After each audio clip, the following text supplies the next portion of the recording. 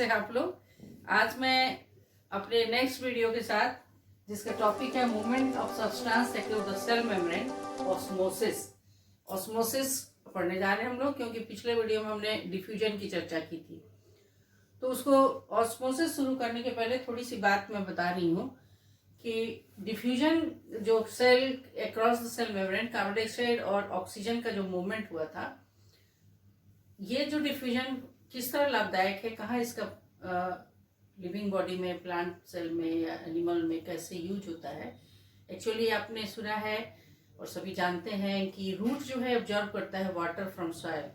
तो वाटर जब ऑब्जर्व करता है तो वो डिफ्यूजन के थ्रू ही वो water one cell to next cell diffuse होता हुआ हायर कंसंट्रेशन से लोअर कंसंट्रेशन की तरफ बढ़ता हुआ ऊपर तक चल जाता है ना।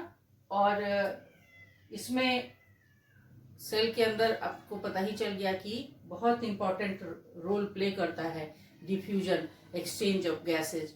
जो हम लोग ऑक्सीजन इनहेल करते हैं और कार्बन डाइऑक्साइड बाहर निकालते हैं, वो क्रिया में लंग्स के पास भी ये डिफ्यूजन का प्रोसेस ही फॉलो होता है, जहाँ पर एक्सचेंज ऑफ गैसेस लंग्स के लेवल पे एल्वेलाई और ब्लड वेसल्स के बीच होता है। तो बहुत इंपॉर्टेंट है वो। तो आगे हम जानते हैं वाटर का मूवमेंट स्पेशली, क्योंकि वाटर यहाँ पर बता रही हूँ मैं, वाटर जो है it is also obeys the laws of diffusion. Laws of diffusion क्या है भाई?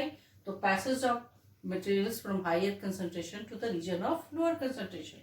So water also follow the diffusion process.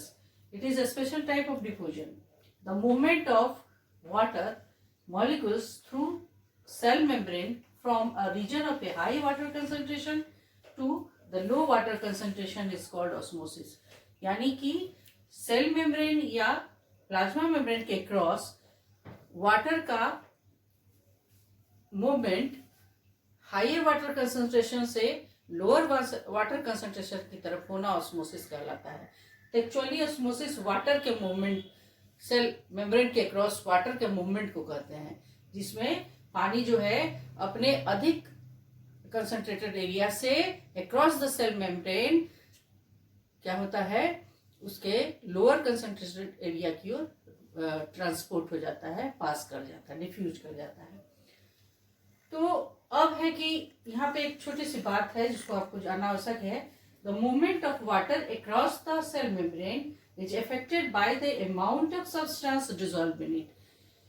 Water का तो हायर कंसंट्रेशन से लोअर कंसंट्रेशन जाना ऑस्मोसिस है, लेकिन ये जो मूवमेंट ऑफ वाटर होता है ये डिपेंड करता है कि उस वाटर में क्या कोई और सोल्यूट घुला हुआ है, क्या कोई दूसरे सब्सटेंस उसमें मौजूद है, उसकी मात्रा से भी वाटर के मूवमेंट पर असर पड़ता है। तो चलिए हम देखते हैं इस कंडीशन में वाटर में सोल्यूट की मात्रा के आधार पर किस किस तरह के कंडीशंस हो सकते हैं और उसमें वाटर का movement across the plasma membrane कैसे होता है। जैसा कि अब आप स्क्रीन पे देखिए, स्क्रीन पे मैं दिखा रही हूँ, ऑस्मोसिस की चर्चा हो रही थी ना। तो एक एग्जाम्पल देखिए कि what will happen if we put an animal cell और a plant cell into a solution of sugar और सॉल्ट इन वाटर। वाटर में सॉल्ट या शुगर का सॉल्यूशन बना के, दोनों में से कोई एक, अगर उसमें कोई एनिमल सेल को डाल दिया गया, तो यहाँ पर हमको समझना है कि क्या होगा, कैसे वाटर का मूवमेंट ऑस्मोसिस के द्वारा होगा, क्योंकि उस सॉल्यूशन में सॉल्ट या शुगर डाला हुआ है। अभी हमने चर्चा की कि वाटर के मूवमेंट का अक्रॉस द सेल मेम्ब्रेन, उसमें उपस्थित जो चीज घुले होते हैं, यानी जो सॉल्यूट घुले होते हैं, उस पर निर्भर करता है। तो देखिए, one of the following three things could be happen. ऐसा जब एनिमल सेल को शुगर या सॉल्ट सोल्यूशन में डालते हैं तो क्या क्या कंडीशंस हो सकते हैं according to the amount of solute. पहला है, if the medium surrounding the cell has a higher water concentration than the cell, that means, इसका मतलब हुआ that the outside solution is very dilute, the cell will gain water by osmosis, such a solution is known as hypotonic solution. मान लिया कि हमने उस sugar solution में या सॉल्ट के सॉल्यूशन में, दोनों में से कोई भी हो सकता है, उसमें हमने एनिमल सेल को डाला, तो एनिमल सेल के जो बाहर यानी उस सॉल्यूशन में अगर एनिमल सेल की इंटरनल इन्वायरमेंट की अपेक्षा बाहर वाटर का कंसंट्रेशन ज्यादा होगा, तो बाहरी जो सॉल्यूशन होगा, जैसे कहा है वाटर कंसंट्रेशन हाई है, higher water concentration than the cell, तो वो सॉल्यूशन हो जाएगा क्या, हाइपोटोनिक सॉल्यूशन।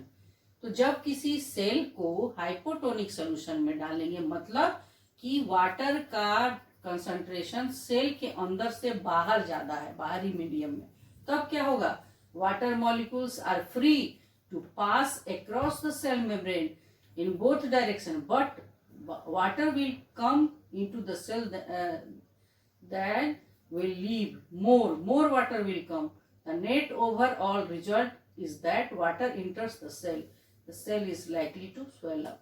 जब किसी एनिमल सेल या प्लांट सेल को हायर वाटर कंसंट्रेशन वाले सॉल्यूशन में डालते हैं, उसका एनवायरनमेंट यानी हायर कंसंट्रेशन वाटर हो, तो वाटर का मूवमेंट हायर से लोअर की तरफ सेल के अंदर होना शुरू हो जाएगा और अंदर से भी पानी जाएगा, क्योंकि सेल मेम्ब्रेन तो पानी को आने जाने देता है, लेकिन जो नेट गेन होगा वो बाहर से अंदर की तरफ ज्यादा होगा, जिसके चलते वो सेल जो है स्वेल अप हो जाएगा, फूल जाएगा। ठीक है, ये हो गया।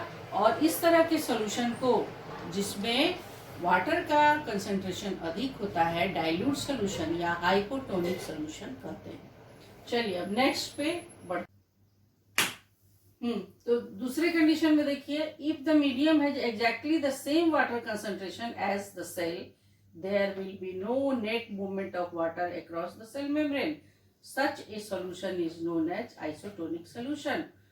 जब दोनों तरफ वाटर का कंसंट्रेशन होगा, सेम कंसंट्रेशन, यानी सेल के अंदर भी कंसंट्रेशन वही है और बाहर भी उतना ही कंसंट्रेशन है वाटर मॉलिक्यूल का, तो ऐसे सॉल्यूशन को कहते हैं आइसोटोनिक सॉल्यूशन। तो जब किसी प्लांट एनिमल सेल को आइसोटोनिक सॉल्यूशन में डालते हैं, यानी दोनों तरफ कंसंट्रेशन बराबर हो, तो क्या होगा कि water crosses the cell membrane in both direction, but the amount going is the same as the amount going out, so there is no overall movement of water, the cell will stay the same size.